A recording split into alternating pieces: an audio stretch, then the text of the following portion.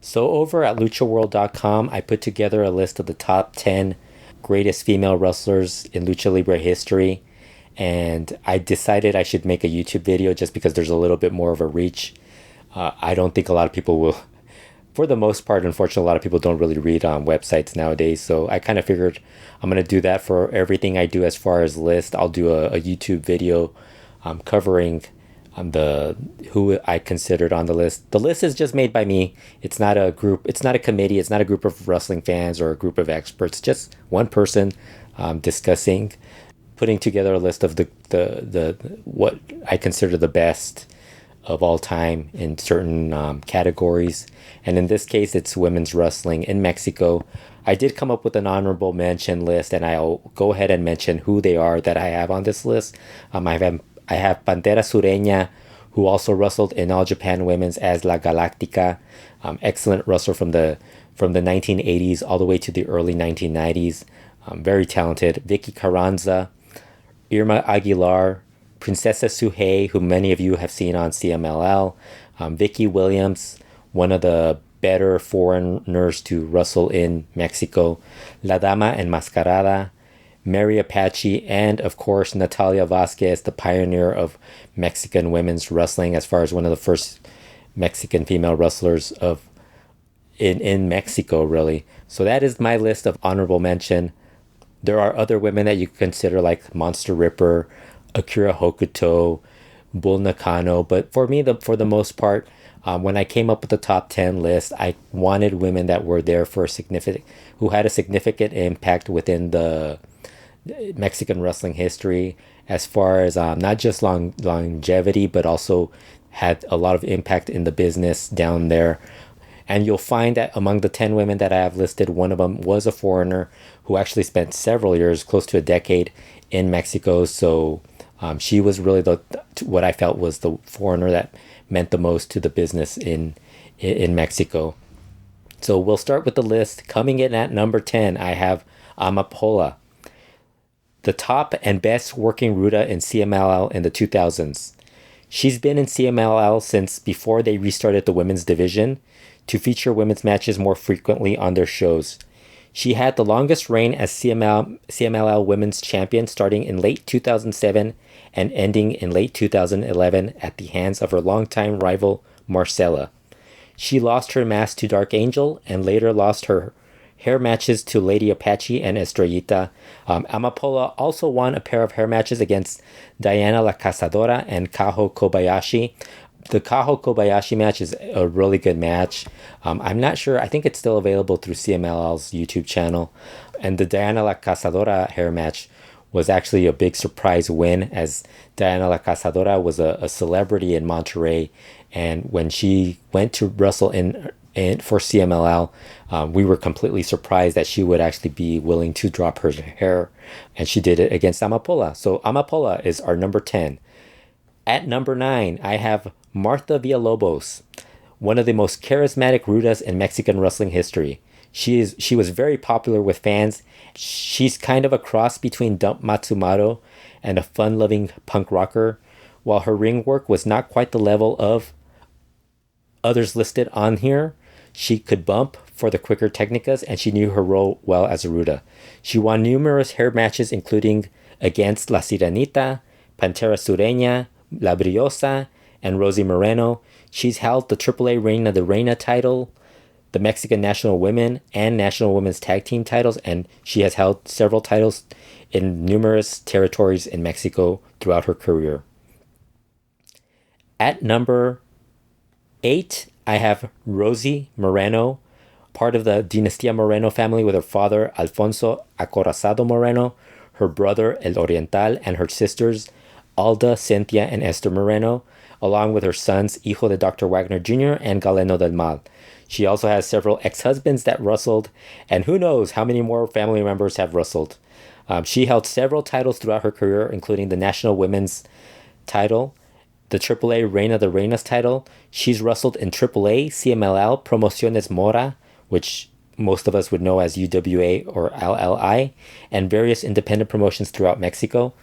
Rosie was also part of two of the most memorable trios in women's wrestling in Mexico as part of Las Monjas Asesinas, The Nun Assassins with Lola Gonzales and Rosa Maria, and Las Brujas, The Witches in AAA with Miss Janet, Xochitl Hamada, and later Tiffany.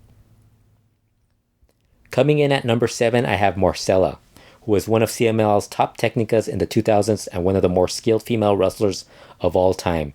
In her prime, Marcela's speed and athleticism set her apart from most of the women wrestling at that time. She mostly wrestled in Japan and as an independent in Mexico early in her career, with a few appearances in CMLL. But when CMLL decided to push their women's division, Marcela was a key part of that. She has held the Distrito Federal Women's title, the Mexican National Women's title, and the CMLL Women's title on 5 occasions. Among the hair and mask matches she's won, she's beaten Dallas, Tiffany, La Seductora, and Princesa Blanca. Coming in at number 6, I have Lady Apache. She might be the best all-around female wrestler from Mexico from the 1990s through the mid-2000s. When one thinks of women's wrestling in Mexico during the 1990s, odds are Lady Apache is the first name mentioned because it was always her that seemed to be the one that popped up on television whenever CML had one women's match that would get televised. Usually it was Lady Apache doing a challenging for a title against, be it Reina Jabuki, who was Akira Hokuto, or her defending her title, or her in tag team matches. Usually we weren't getting a lot of televised women's matches from CMLL during the 90s. She's had success in CMLL, AAA, and as an independent throughout her career. Lady Apache also traveled numerous times to Japan and the US. She was part of CMLL's reboot of their women's division in 2005, but left rather quickly. She's held the AAA Reina de Reinas title, the CMLL World Women's title, the National Women's title, the Distrito Federal Women's title, and the AAA Mixed Tag Team titles with her husband, Electroshock, and countless other titles across the independents.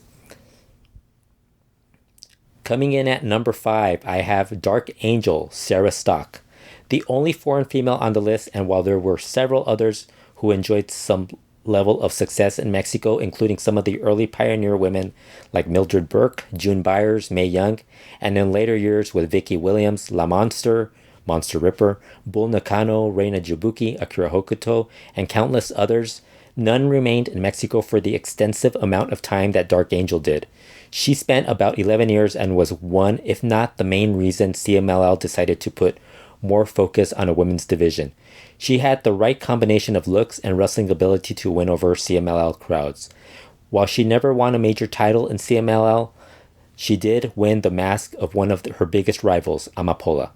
CMLL thought of her so highly that when she announced that she was leaving CMLL on August 26, 2015, CMLL decided to give her a farewell match against Princesa Suhei at the 82nd anniversary show as a way to honor her career with the promotion and thank her for her contributions to Lucha Libre and women's wrestling in Mexico. At number 4, the best luchadora in AAA history, which I have as Fabi Apache.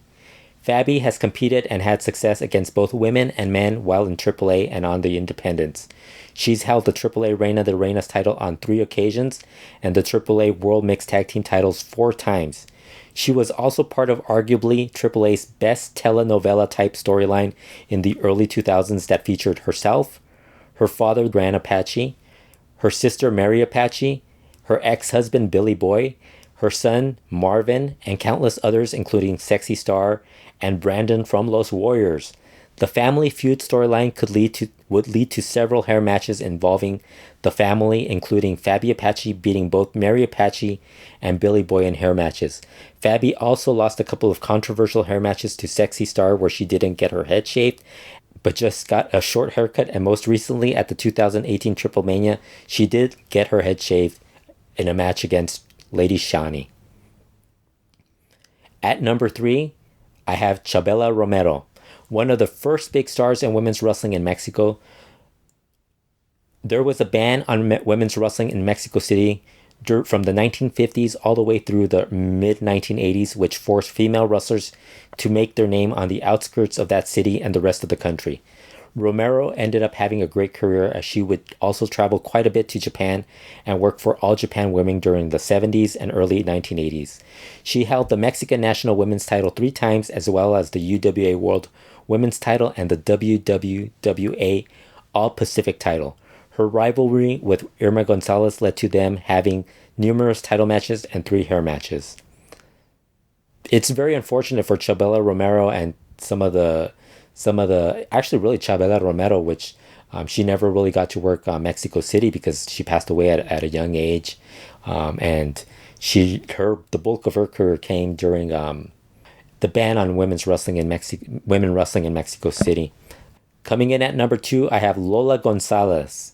Lola La Dinamita was the most popular luchadora of the 1980s.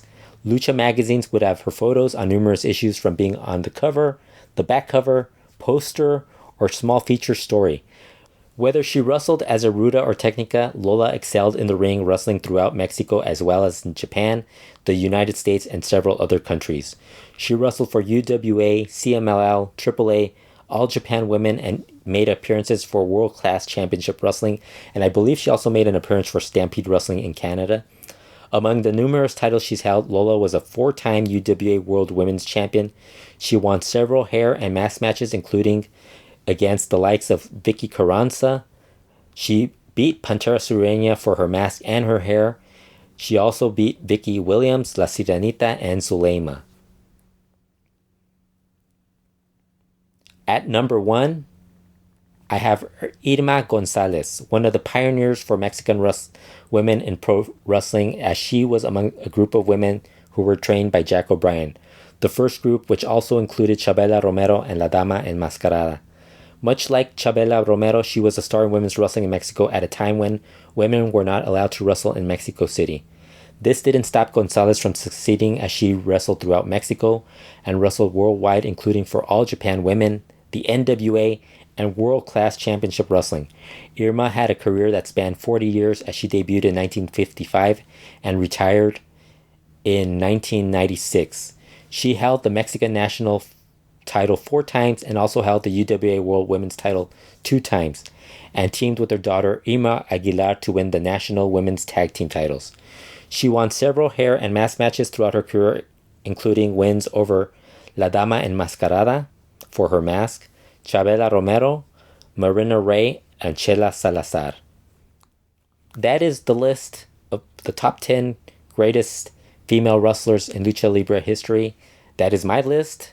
Share your thoughts, some comments on who you would consider to be on the list, or just people you would like to know more about, and why they could or couldn't make the list. One of the cool things about lists is that you could always change them down the road, because obviously there's a lot of information that gets found from the past, and then there's also, over the next several years, other wrestlers start to progress, and maybe they climb into the list.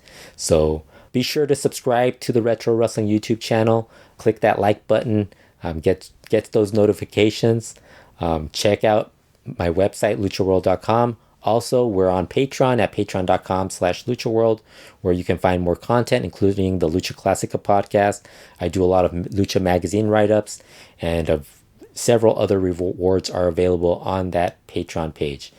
Thanks everyone again for listening, and talk to you guys again soon.